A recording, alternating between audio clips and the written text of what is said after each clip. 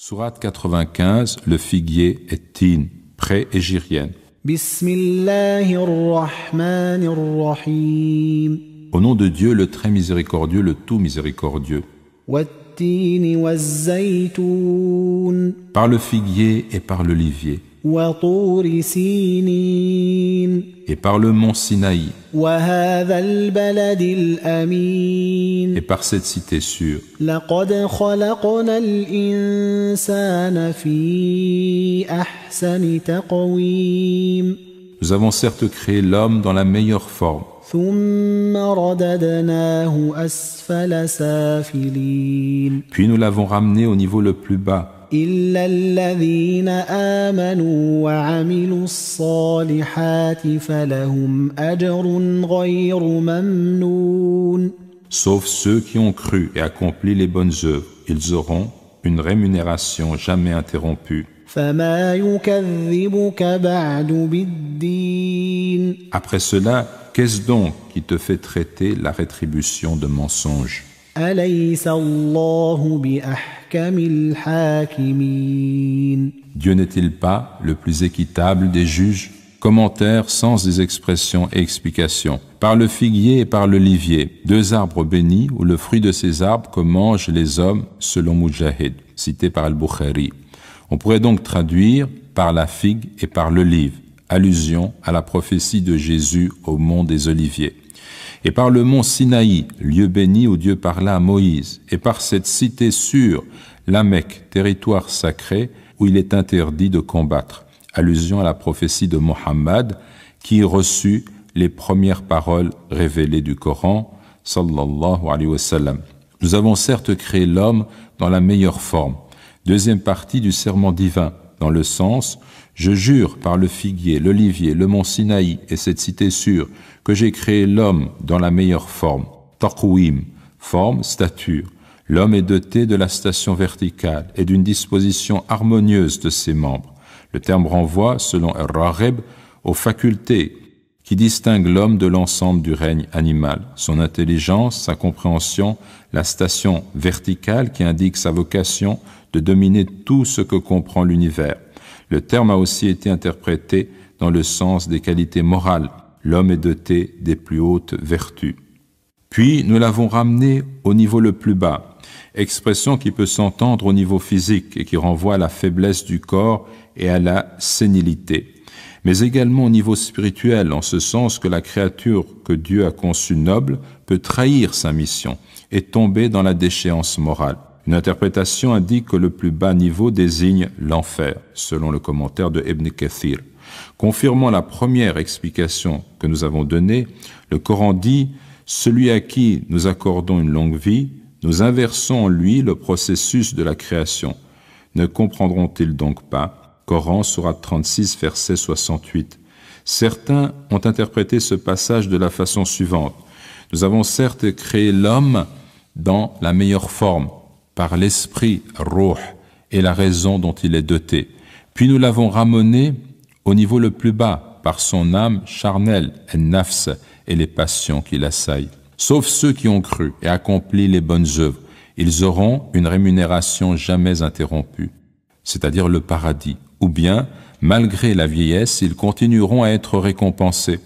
Le prophète sallallahu alayhi wa sallam a dit en ce sens dans une tradition authentique: lorsque l'adorateur est en voyage ou est malade, Dieu continue à inscrire en sa faveur l'équivalent des bonnes actions qu'il accomplit normalement lorsqu'il est résident et bien portant.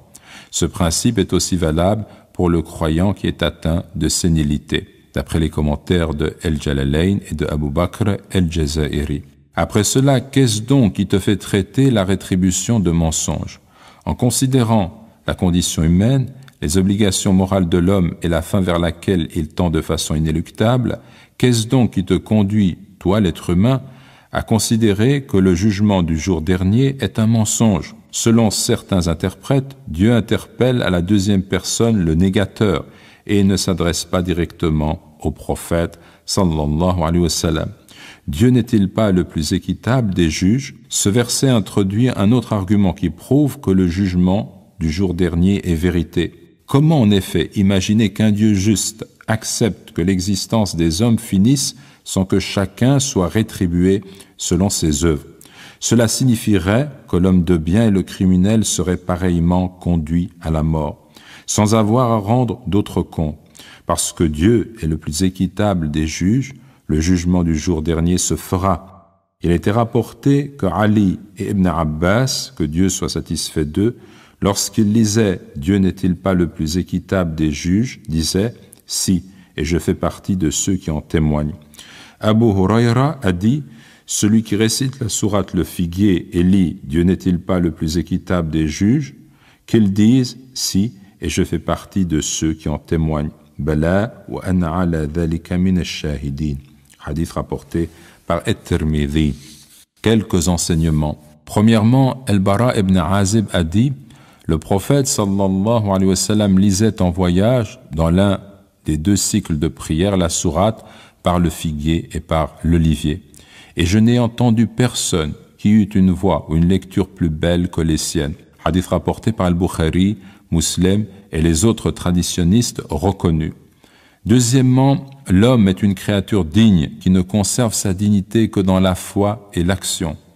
Troisièmement, la foi permet à l'homme de voir le bénéfice de ses œuvres perdurer au-delà de sa faiblesse due à l'âge. Quatrièmement, le Coran désigne le figuier et l'olivier, signe certain que ces aliments sont sains et utiles à l'homme. Il est donc recommandé d'en répandre la culture et d'en consommer.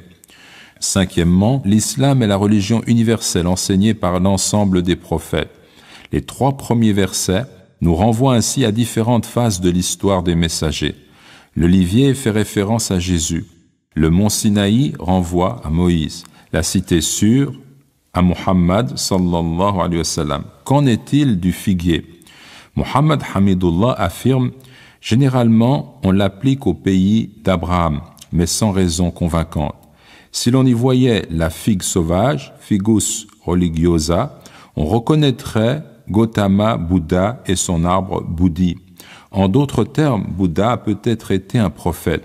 C'est en effet sous un figuier sauvage qu'il aurait reçu l'illumination. Sixièmement, on trouve dans la Bible un passage qui évoque également des lieux sacrés. Le Seigneur est venu du Sinaï pour eux, il s'est levé à l'horizon du côté de Séhir, il a resplendi depuis le mont de Paran. Deutéronome 33, 2.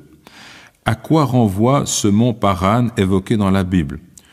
Au lieu même où Hajar aperçut un puits et sauva ainsi son enfant Ismaël qui allait mourir de soif, c'est-à-dire la Mecque.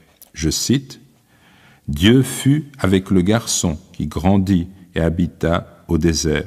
C'était un tireur d'arc, il habita dans le désert de Paran. » Genèse 21, 20, 21.